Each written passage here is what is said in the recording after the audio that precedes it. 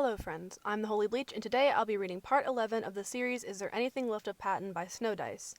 This part is called One More Dance. Notes for Zombie Apocalypse AU, and Patton is a zombie.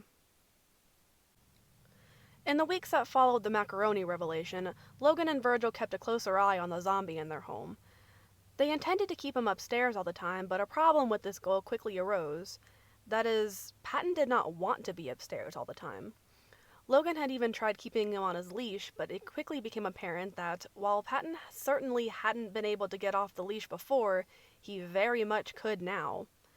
Logan had gone to sleep with him tied to the chair one night and had woken with him in their bed, the leash still tied to the chair but no longer attached to Patton. For a while he and Virgil traded off watching Patton duty, but they quickly became exhausted, and it seemed the moment they took his eyes off him, he was down the stairs to hold staring contests with Roman and Remy. They eventually gave up and let him do what he wanted. Apparently, he wanted to have not-quite conversations with Roman, which always managed to make Logan's blood pressure spike, but Roman would just chatter away while Patton stood there not reacting. Somehow, Roman never suspected anything was amiss, and Logan eventually forced himself to relax about it and did his best to get on with his life. It was about a month after Roman and Remy first arrived. Patton was upstairs as it was still early morning and he'd been asleep when Logan had woken, and Logan was watching and silently judging Virgil as he started ripping up the couch once again. "Oh, where is it?" he asked. Logan sighed heavily. "Did you honestly lose your hoodie again?" I swear I put it on the couch last night. Seriously, I didn't touch it afterwards." And yet the fact that it isn't there indicates otherwise. Virgil glared at him with a couch cushion in his hands. "You know, you're kind of a dick sometimes." "What's going on?" Remy asked, chewing a hunk of bread as he exited the kitchen. "You know you're a monster, right?" Roman spoke up from where he was currently laying on the floor on the other side of the room. "There's jam and honey in the kitchen. Why would you choose to eat plain bread? You didn't even toast it." Remy just rolled his eyes and flipped him off. "I lost my hoodie," Virgil said. "Have you seen it?" "Nope," Remy replied before stuffing the rest of the bread into his mouth. "But I lost my sweatshirt too, so let me know if you find mine while you're looking." "Please don't talk with your mouth full," Logan said, his face screwed up with displeasure. "Wait," Virgil said. "Your sweatshirt's gone too? When did that happen?" Remy swallowed his food and shrugged. "I left it on the armchair last night and it was gone in the morning." "Weird." "I left my hoodie on the couch last night and it was gone this morning." "Ask Patton," Roman suggested. "I heard him up and about again last night. Maybe he grabbed them." "No," Logan said. "That's ridiculous," was what he'd been about to say, but then he paused and locked eyes with Virgil. Logan thought for a long moment. "Laundry," he said softly. "What?" Virgil asked. "There was half-folded laundry in the living room and blood in the kitchen." He turned on his heel and walked out of the room. "Hey, Logan, wait! What are you talking about?" Logan ignored Virgil in favor of continuing down the hall past the steps to a room he hadn't used since before the outbreak. He heard Virgil and the others follow him and gather near the door to the small laundry room. He flipped open the lid to the washing machine and reached inside. "Is this the sweatshirt you were looking for?" he asked Remy. Remy took it from him. "Yeah? Why was it in there?" "Laundry and cooking," Logan said in response. I believe Patton may have gotten confused and was performing chores as he would before the outbreak." "Oh," Remy replied. Logan turned back to the washing machine and pulled out a different article of clothing before holding it out to Virgil. Virgil blinked and then snatched it away, his mouth open in surprise and possibly a small amount of outrage. "Apologize to me," he demanded. "There is no way I could have known." "Apologize!" Logan pursed his lips. "I apologize." "Heck yeah, you apologize," Virgil said. Then he blinked down at his hoodie. "How long has this been going on?" It was a good question, and while Logan wasn't sure of the exact date, it quickly became clear that the answer was a while. There were small things he hadn't noticed until he looked for them. Doors in different positions, but then when they were left, clothing moved around in drawers, the faces of stuffed animals in the closet, sometimes in different places. Yet the most notable thing was when he'd come downstairs almost 3 months after Roman and Remy showed up to see a bucket in the corner of the living room floor by the armchair. "I think Patton got a bit confused again last night," Roman explained when he asked. "I saw him pouring water in the corner, so I put a bucket there. That way it didn't get anything wet." Logan cast his mind back through the months to when the water first started to appear. How much had he missed or overlooked with Patton, he wondered. This, whatever it was, had been going on since last December at least, as that was when he'd first noticed the leak. He didn't know what any of it meant. God, it was really hot today, Virgil thought.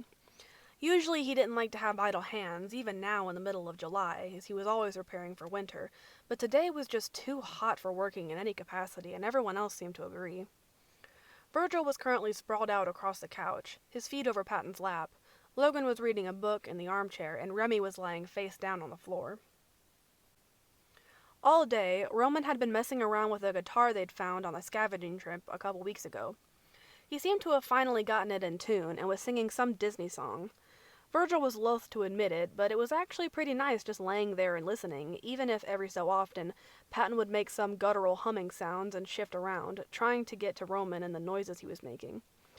Virgil always pushed him down with his feet to keep him on the couch. Roman finished the song and strummed idly for a few moments.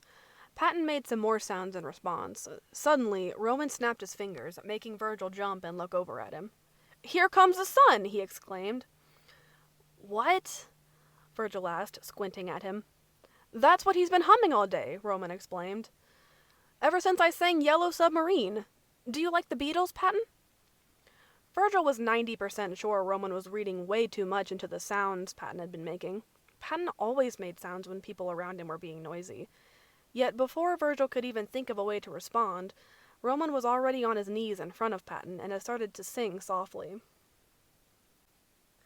Virgil had to pause because, okay, yeah, he could maybe hear a bit of resemblance to the noises Patton had been making recently. He watched as Patton reached for Roman like he reached for every moving thing that entered his vicinity, but Roman took it as something it wasn't and grabbed his wrist, yanking the man to his feet and almost toppling Virgil off the couch. Virgil panicked and reached out to stop the disaster in process, but he was too slow and Patton was already being spun around the room in Roman's arms as he continued to sing. He saw Logan jump to his feet as well, his book landing on the floor with a thump, but both of them paused when there was a laugh. Patton was giggling? Even Roman stopped spinning around the room to look at him in surprise. He continued to giggle for a few moments, and then his face dropped and his laughter turned to sobs. "Oh, God," Roman said, horrified, stepping away from him with his hands raised. "I'm so sorry." Logan was across the room in an instant, pulling Patton into his arms as Patton full-on started to wail. "I'm sorry," Roman repeated in a whisper. "Don't be," Logan choked, and Virgil knew why. It was because if there had been any doubts that there was something left of Patton in the form that had shambled around the house for the last couple of years, they were all wiped away the instant you looked at his face right now. Chin trembling and lips pulled taut, he cried so hard he was shaking with it. Tears poured down his face and splattered on his hands, still half raised from where Roman had been gripping them. Then the way his breath rasped was different from the sound of every rattling breath Virgil had ever heard from him. That was a person, 100%, and he knew what was happening, at least in this moment. There was no doubt in Virgil's mind. "Hi, Patton," Logan said softly, his own tears pooling quickly in his eyes.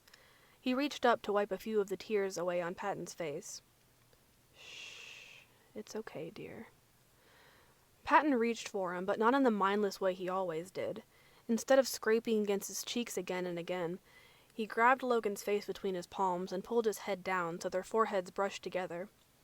"Oh, hello, my love. Hello. Look at you." He pressed a kiss to the corner of Patton's eye and another to his cheek. Logan continued to murmur soft words and started to rock the man back and forth as both of them cried. "Come on," Virgil said to the other two who were staring at the scene in confusion. "We should probably give them some privacy." Remy pushed himself to his feet and grabbed Roman's wrist, pulling them both into the kitchen. They all stared at each other for a few minutes. "So," Remy started, "like, is he actually a zombie or what?" Roman gave him a confused look. "I honestly don't even know anymore." Thank you so much for listening, and thank you to Snowdice for allowing me to read this fic. If you like their writing and would like to read more, I have a link to their master list in the description, and if you like my voice, I have more videos like this on my channel. That's all I need to say, so I hope you have a wonderful day, and stay safe out there, guys.